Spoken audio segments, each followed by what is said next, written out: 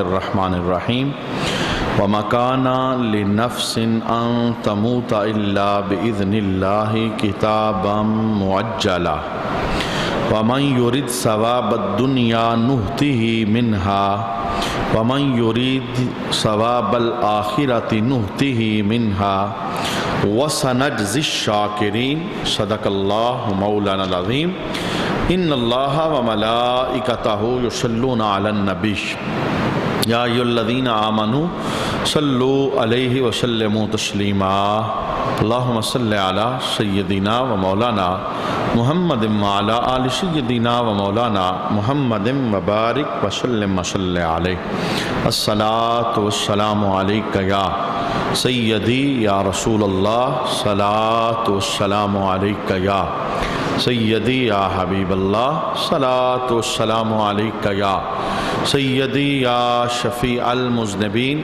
وعلی آلک واصحابک یا سیدی یا رحمت للعالمین۔ بعد از حمد و صلاۃ لائق عزت و تکریم جمیع احباب سمین الوقار، گزشتہ درس قرآن کے اندر جو آیات ہم نے سیکھی تھی ان کے اندر مسلمانوں کو جہاد کے اندر حوصلہ رکھنے کا حکم دیا گیا، اور جہاد کے اندر جن لوگوں نے سستی کی تھی قرآن پاک نے ان لوگوں کو یہ ذہن دیا کہ جہاد کرنا یہ تم پر لازم ہے اور ضروری ہے۔ آج جو آیات ہم نے سماعت کرنی ہیں ان آیات کے اندر مسلمانوں کو جہاد کی ترغیب دی جا رہی ہے اور جہاد کی فضیلت کو بیان کیا جا رہا ہے مختلف انداز کے ساتھ، اور اس میں کچھ اور بھی اسباق ہمارے لیے موجود ہیں۔ آئیے ہم آغاز کرتے ہیں۔ اللہ تعالیٰ ارشاد فرماتا ہے اور کوئی جان اللہ کے حکم کے بغیر نہیں مر سکتی، سب کا وقت لکھا ہوا ہے۔ یعنی آیت کا جو پہلا حصہ ہے اس کے اندر ایک معرکۃ الآراء عقیدہ قرآن پاک نے بیان کیا، یہ آگے بھی آئے گا مختلف عنوانات کے ساتھ، لیکن آج ہم اس عقیدے کو سیکھنے کا اہتمام کریں گے کہ کوئی جان اللہ کے حکم کے بغیر نہیں مر سکتی، اور دوسری بات سب کا وقت لکھا ہوا ہے۔ جس نے مرنا ہے وقت مقررہ سے ایک سیکنڈ کیا ایک لحظہ بھی وہ آگے پیچھے نہیں ہوگا۔ جب وقت مقررہ آئے گا، سبب ہو تو بھی اور سبب نہ ہو تو بھی بندے نے دنیا کو چھوڑنا ہے۔ میں مثال دیتا ہوں، آج صبح ایک جنازہ ایک مائی صاحبہ کا پڑھنے کی سعادت حاصل ہوئی، بہت نیک خاتون تھی، اللہ تعالیٰ نے پیاری موت اور پیارا دن انہیں عطا فرمایا۔ میں بتانا چاہتا ہوں مرنے کے لیے یہ بیمار ہونا ضروری نہیں ہے، بوڑھا ہونا ضروری نہیں ہے، کوئی میجر پرابلم ہونا یہ ضروری نہیں ہے، مرنے کے لیے وقت کا پورا ہونا ضروری ہے۔ اچھا، جن کی میں بات کر رہا ہوں انہوں نے عشاء کی نماز کے لیے وضو کیا اور وضو کرنے کے بعد نماز ادا کی، نماز ادا کرنے کے بعد تسبیح لے کے وہ نماز کے بعد والا وظیفہ پڑھنے کے اندر مشغول ہوئی تو رب کائنات نے اسی دوران انہیں موت دے دی۔ اب یہ ایک ٹائم مقرر تھا، اب ضروری نہیں ہے کہ بندہ ہاسپٹل میں ہو یا ضروری نہیں ہے کہ بندہ بیماری ہو، یہ اسباب ہیں۔ اکثر ایسا ہوتا ہے کیونکہ اس کے اندر بھی حکمت ہے کہ پہلے لوگ جب فوت ہوتے تھے تو اس میں اسباب نہیں ہوتے تھے۔ اسباب یہ کہ کوئی بیمار ہے یہ نہیں ہے، ایکسیڈنٹ یہ نہیں ہے، اوپر سے گرا یہ نہیں ہے، بس ٹائم پورا ہوا بندہ جا رہا ہے فوراً اسے موت دے دی گئی۔ تو لوگوں نے حضرت اسرائیل کو برا بلا کہنا شروع کر دیا، یعنی لوگوں نے یہ جملہ بولنا شروع کیا، اسرائیل نے ہمارا بندہ مار دیا، اسرائیل ہمارے بندے کی روح لے گیا، یعنی اس طرح کا۔ اب دیکھیں بندے اب بھی تو مرتے ہیں، لیکن اب یہ دھیان کسی کا جاتا ہی نہیں کہ اسرائیل نے بندہ مار دیا۔ اب دھیان کدھر جاتا ہے؟ ایکسیڈنٹ ہو گیا، ہارٹ اٹیک ہو گیا، گردے ختم ہو گئے، پھیپھڑے ختم ہو گئے، سانس رک گئی، کرونا ہو گیا، یہ ہو گیا وہ ہو گیا۔ اب اسباب کی طرف دھیان جاتا ہے۔ تو حضرت اسرائیل نے اللہ کے دربار کے اندر یہ شکایت کی کہ اے اللہ میں تو تیرے حکم پر مامور ہوں، جس کا حکم تو مجھے دیتا ہے میں اس کی روح نکال لیتا ہوں، تو لوگ تو میرے متعلق اس طرح کی باتیں کرتے ہیں اور مجھے برا بھلا کہتے ہیں۔ تو اس دن کے بعد رب کائنات نے کہا کہ اے اسرائیل آج کے بعد تیرے اوپر کوئی بات نہیں آئے گی، تجھے کوئی برا بھلا نہیں کہے گا، میں جسے ماروں گا سبب کے ساتھ ماروں گا، یعنی اسباب پیدا کر دوں گا۔ کہنے کا معنی یہ کہ عقیدہ قرآن نے ہمیں یہ دیا ہے کہ موت کے لیے وقت مقرر ہے، مقررہ وقت آئے گا، بندہ کلوں کے اندر چھپا ہو، پہرے داروں کے بیچ موجود ہو، محافظوں کے اندر موجود ہو، اور ایسی محفوظ پناہ گاہ ہو کہ مرنے کا چانس ہی نہیں، وہاں بھی مرے گا۔ اور یہ قرآن پاک نے عقیدہ اور نظریہ کیوں دیا؟ اور دوسری بات یہ کہ موت اللہ کے حکم سے آتی ہے، باقی سارے اسباب ہیں، اور وہ کبھی وہ سبب ایکسیڈنٹ ہے، کبھی وہ ہارٹ اٹیک ہے، کبھی کوئی بیماری ہے، کبھی جسم کے کسی عضو کا کام کرنا چھوڑ جانا، یہ سارے سبب ہیں، لیکن پیچھے جو ریئل عقیدہ ہے وہ کیا ہے؟ موت جب بھی دیتا ہے اللہ دیتا ہے۔ اور واحد یہ ایک چیز ہے موت جسے اللہ نے چھپا کے رکھا ہے، یعنی یہ کسی کو بتایا، کسی کو بھی نہیں پتا کہ تیری عمر کتنی ہے، یعنی تیرے پاس 60 سال ہے، 40 ہے، 50 ہے، نہیں، بس جو ہے اللہ کو پتا ہے۔ وہ جب وقت آئے گا وقت مقررہ پر انسان نے دنیا کو چھوڑنا ہے، اس سے پہلے نہیں۔ لاکھ حادثے ہو جائیں، لاکھ چانس بن جائیں، کتنے لوگ ایسے کتنے موت کے منہ سے بچ گئے، اور جب بندے نے سنا دیکھا حیران رہ گیا، یہ بندہ تو بچنے والا تھا ہی، اتنی بلندی سے بندہ گرا ہے۔ ایک بندہ 11ویں منزل سے گرا لیکن صحیح سالم، خراش تک نہیں آئی، اور بعض اوقات یوں ہوتا ہے 4 فٹ سے بندہ گرتا ہے فوت ہو جاتا ہے۔ منع کیا ہے کہ یہ اسباب ہیں سارے، موت ابھی نہیں، وقت نہیں ہے، بڑے سے بڑا حادثہ ہو جائے موت نہیں آئے گی، اور وقت پورا ہے، بندہ چھپ کے بھی بیٹھ جائے تو وہاں بچ سکتا۔ بنیادی طور پر یہ عقیدہ اس آیت میں کیوں بیان کیا گیا؟ یعنی مسلمانوں کا وہ گروہ جن کے دلوں کے اندر خوف بیٹھ گیا تھا اود کی لڑائی کے بعد کہ ہم ہار گئے، ہم پر کافر غالب آ گئے، ہمارے بندے شہید ہو گئے، ہمارا بڑا نقصان ہو گیا، تو رب کائنات نے ان کا ذہن واش کیا۔ رب کائنات نے فرمایا کہ میرے حکم کے بغیر کسی کو موت آ سکتی؟ موت تب ہی آئے گی جب میرا حکم ہوگا، اور میرا حکم تب ہوگا جب مقررہ وقت پورا ہو جائے۔ بہت بڑا اس پر ہمارے پاس شریعت کا ایک اصول ہے۔ حضرت خالد بن ولید بہت بڑے جرنیل ہیں، یعنی اسلام لانے کے بعد رب کائنات نے آپ کو بڑا زور بھی دیا تھا، بڑی طاقت بھی دی تھی، اور تلوار چلانے کا بڑا ملکہ بھی آپ کے پاس تھا۔ آپ نے ہمیشہ سربراہی کی، یعنی ہمیشہ آپ قافلہ لے کے جاتے جنگ کے سپہ سالار کے طور پر، اور جس جنگ کے اندر جاتے حضرت خالد بن ولید فتح لے کر واپس آتے۔ لیکن آپ حیران ہو جائیں گے، بے شمار جنگوں کے اندر آپ نے شرکت کی، آپ کے ساتھ کتنے صحابہ شہید ہوئے، کتنے علاقے آپ نے اسلام کے لیے فتح کیے، لیکن حضرت خالد بن ولید کسی جنگ میں شہید نہیں ہوئے۔ حضرت خالد بن ولید کی موت بستر پہ ہے، گھر کے اندر۔ اور اس دن حضرت خالد بن ولید نے ایک بڑا تاریخی جملہ بولا تھا۔ آپ نے کہا تھا کہ رسول اللہ کی امت کے بزدلوں کو بتا دو کہ موت اگر میدان جہاد میں ہوتی تو خالد کبھی بستر پہ نہ مرتا، یعنی میں جو بستر پہ مر رہا ہوں، معنی یہ ہے موت تب آتی ہے جب اللہ دیتا ہے، اور اللہ موت نہ دے، بندہ بیچ جنگ کے اندر ہو تو وہاں بھی بندہ بچ جاتا ہے۔ تو یہ ایک بنیادی عقیدہ ہے۔ اچھا، یہ ہی وہ نظریہ ہے، یہی وہ نظریہ ہے جو ہمیں دلیر کرتا ہے، جو ہمیں بہادر کرتا ہے۔ اور بہت ساری ایسی چیزیں جہاں سے ہم نے دیکھا یار بندہ مر گیا لیکن ہم وہی کام کرتے ہیں، اسی طرح کی زندگی بسر کرتے ہیں، ہم پیچھے نہیں ہٹتے، ڈگر وہی ہے، چونکہ ہمارا عقیدہ ہے مریں گے تب جب اللہ مارے گا، اس سے پہلے ہم مر سکتے۔ وہ موت کا ایک وقت مقرر ہے، اور اس وقت اچھا دوسری بات، وقت بھی مقرر ہے، جگہ بھی مقرر ہے۔ یہ دو چیزیں، جس نے جہاں پر مرنا ہے مرنے سے پہلے وہ وہاں پہنچے گا، کسی کی موت مکے میں لکھی ہے ادھر پہنچے گا، مدینے میں ادھر پہنچے گا، اپنے شہر میں ادھر ہی فوت ہوگا، گھر بستر پہ ادھر فوت ہوگا، اگر اپنے شہر میں نہیں پردیس میں وہاں پہ فوت ہوگا، جہاں لکھی ہے۔ ہمارے علاقے کے اندر ایک جوان اچانک اس کا ذہن بنا میں نے دبئی جانا ہے، 4 بیٹوں کا باپ، اچانک ذہن بنا، حالات بھی ٹھیک، ضرورت بھی نہیں، کہ میں نے دبئی جانا ہے، آنن فانن اس کی دبئی جانے کی تیاری ہوگی، یعنی 1 ہفتے کے اندر اندر وہ دبئی جانے کے لیے تیار ہو، پاسپورٹ بنا، ٹکٹ ہو گیا، ساری باتیں مل ملا کے سب کو جناب وہ دبئی روانہ ہو رہا ہے۔ آج وہ دبئی جا رہا ہے، کل دبئی پہنچ رہا ہے، اپنے کمرے کے اندر جاتے ہی اس کی دماغ کی ناٹ پھٹتی ہے، اللہ کو پیارا ہو جاتا ہے۔ منع کیا تھا؟ اچانک یہ جو ذہن بنا، اس کا وقت وہاں پہ لکھا ہوا تھا، مرنا اس نے تھا، وقت اس لیے اس نے جلدی کی ہوئی تھی کہ میں نے جانا ہی جانا ہے۔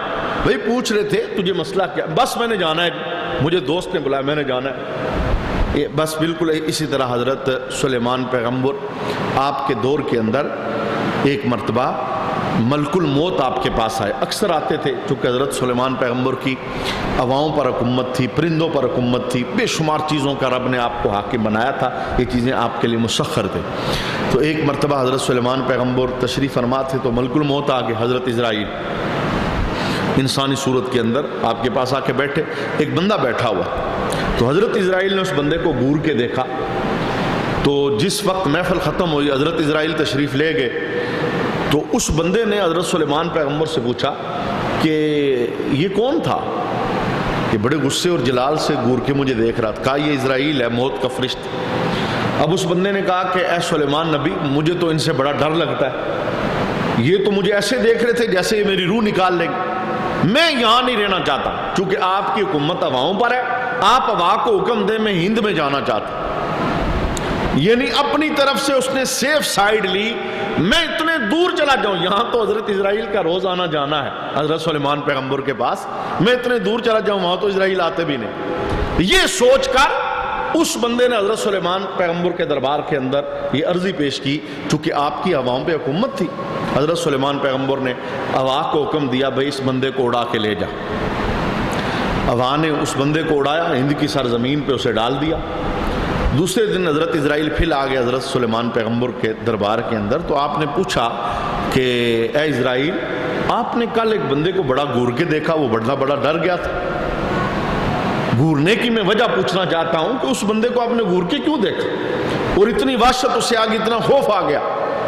وہ تو اس علاقے کے اندر رہ نہیں رہا تھا، اس نے کہا مجھے ہند کی سرزمین میں پہنچاؤ، میں نے عوا کو حکم دیا، وہاں پہنچا۔ حضرت اسرائیل مسکرائے، حضرت اسرائیل کہنے لگے میں مسکرایا اس لیے ہوں اور میں اس کو گور کے اس لیے دیکھ رہا تھا کہ کل اس کی موت آنی ہے اور موت لکھی ہے ہند کی سرزمین میں، بیچ میں بڑا سفر ہے، مہینوں بھی چلے تو وہاں نہیں پہنچ سکتا۔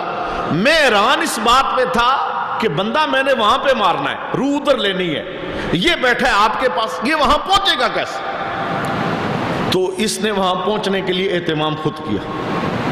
ہمارا ایک جوان یہاں سہیوال چلا گیا سفر کے لیے، کوئی رشتہ داری نہیں، کوئی کچھ نہیں، بس اچانک پروگرام بنا، وہاں جا کے اس کی ڈیتھ ہو گئی۔ یہ میں حالات واقعات کے مطابق یہ آپ کو سمجھانا چاہتا ہوں، موت کے لیے وقت بھی مقرر ہے اور موت کے لیے جگہ بھی مقرر ہے، نہ اس جگہ سے آگے پیچھے بندہ جائے گا اور نہ اس وقت سے آگے پیچھے جائے گا۔ اچھا، ہم یہاں سے ایک چھوٹا سا سبق بھی ساتھ لے لیتے ہیں کہ جب یہ بات طے شدہ ہے، اللہ تعالیٰ اس آیت میں جہاد کا حکم دینے کے لیے، یعنی ترغیب دینے کے لیے بندوں کو سمجھا رہا ہے کہ ڈرنے کی ضرورت نہیں ہے، جب کبھی کافروں سے لڑائی ہو، میدان میں جاؤ، لڑو، کافروں کو مارو اور بہادری کے ساتھ جہاد کرو۔ وجہ یہ ہے کہ موت تب بھی آئے گی جب میں دوں گا، میرے حکم کے بغیر تم مر سکتے، اور وہاں پر ہی آئے گی جہاں تمہارا ٹائم مقرر ہوگا اور جگہ مقرر ہوگا۔ ہمارے لیے یہاں ایک چھوٹا سا سبق یہ ہے کہ ہمیں ہر وقت موت کو پیش نظر رکھنا چاہیے۔ اب مجھے نہیں پتا، آپ سب کو نہیں پتا کہ ہمارا کون سا وقت ہے، اس میں کوئی جوان بوڑھے کی تو قید ہے ہی نہیں۔ یہ کل بڈانا کے اندر 2 جوان بچے، 22 سال 23 سال ان کی عمر، بیچارے پانی میں نہاتے ہوئے، ایک ہی باپ کے، تھوڑی دیر کے بعد وہ گھر سے نکلے تھے، تھوڑی دیر کے بعد لاشیں گھر میں آ گئی. بس یہ زندگی کا خاتمہ ہے.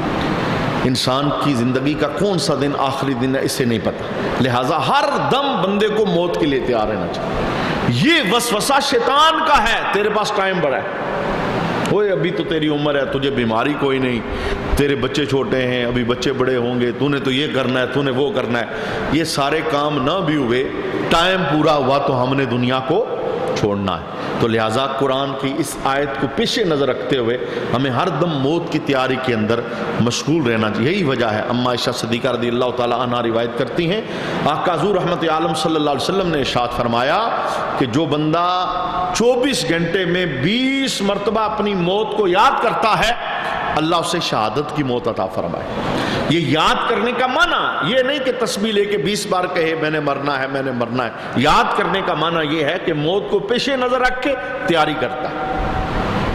اور موت بندے کو یاد رہے، بندہ غافل نہیں ہوتا. شیطان کے حملے بندے پر ناکام ہو جاتے ہیں اور آخرت کی تیاری کا فکر اور ذہن بندے کو وہ ہر وقت وہ رہتا ہے کہ میں نے مرنا ہے، قبر میں جانا ہے، حساب دینا ہے، وہاں مجھ سے پوچھا جائے گا.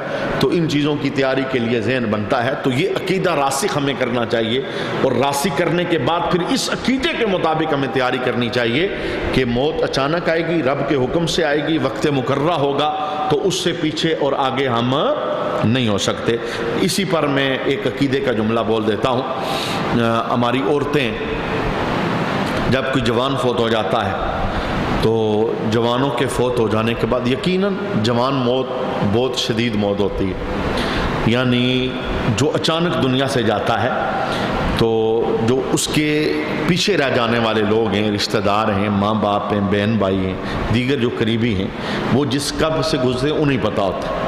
یہ ہے بڑا شدت والا معاملہ، اور اس کو برداشت کرنا اس کے لیے بڑا سینہ چاہیے اور بڑا دل چاہیے. لیکن ہمیں شریعت نے کچھ ضوابط اور اصول بتائیں، ہم نے ان اصولوں کو پیش نظر رکھنا ہے. ہمارے ہاں عورتیں جب کوئی جوان میت ہو جائے اکثر یہ جملہ بولتے ہیں، ابھی تو تیرا وقت ہی نہیں تھا. اب یہ جملہ سراتن قرآن کی آیت کے خلاف، یعنی یہ اللہ پہ حکم لگایا جا رہا ہے کہ اس کے مرنے کا وقت نہیں تھا، اسے مار دیا، یہ ظلم ہوا ہے. اور جو ماں بہن اس طرح کا جملہ بولے اس پر توبہ لازم. تجدید ایمان اس کے لیے ضروری ہے، دین ختم ہو جاتا ہے. یعنی قرآن کی آیت کا انکار بعض اوقات انہیں پتہ بھی نہیں ہوتا اور قرآن کا انکار ہو رہا ہوتا. تو اسی لیے یہ جب ہم تعزیت کرتے ہیں نا تو کیا ہم جملہ بولتے ہیں جی اللہ کی رضا. یعنی تعزیت کے اندر معنی یہ تھا کہ رب راضی ہی اس بات پہ تھا کہ اس نے جانا ہے، اس کا ٹائم پورا ہو گیا، اس سے آگے پیچھے ہو سکتا، یہ اللہ کی رضا یہی تھی.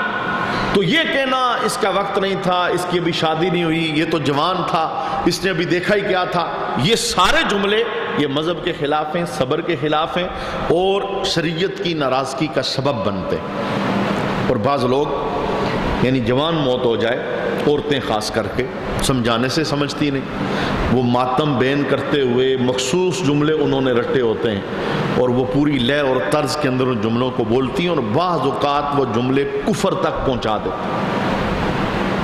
یعنی وویلا اور شور کر کے، ماتم کر کے، سینہ کھول کے، بال کھول کے، وہ جملے بول کے پیٹ کر یہ بتا رہی ہوتی ہیں اللہ ہم تیری رضا میں راضی نہیں، اس نے نہیں مرنا تھا تو نے مار دیا، اس کا ٹائم نہیں تھا.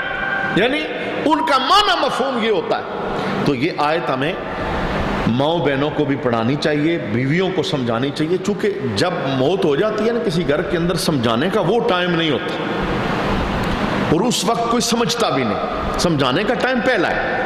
یعنی ابھی یہ پرسکون زندگی ہے تو یہ ایک شور کا یہ حق بنتا ہے کہ اپنی بیوی کو بتائے کہ ہمارے گھر کے اندر میں جا سکتا ہوں دنیا سے، ہمارا بیٹا جا سکتا ہے، بیٹی جا سکتی ہے، ماں جائے گی، باپ جائے گا، یہاں رہنا تو کسی نہیں، نبی چلے گئے تو یہاں کون رہے گا. تو جب کبھی ہمارے گھر کے اندر کوئی آزمائش آ جائے زبان سے شکوہ نہیں کرنا، شکایت نہیں کرنا، بین ماتم نہیں کرنا، کوئی کفریہ جملہ نہیں بولنا، شریعت کی ناراضگی لازم ہے. تو یہ سمجھانے والی باتیں اور پہلے سمجھانے والے، یہ اللہ کا کروڑا احسان ہے. دین کے اندر طاقت ہے، محبت کے ساتھ، پیار کے ساتھ دین کی بات گھر کے اندر وہ باپ کو کرنی چاہیے، بیٹے کو کرنی چاہیے، بھائی کو کرنی چاہیے، شور کو کرنی چاہیے۔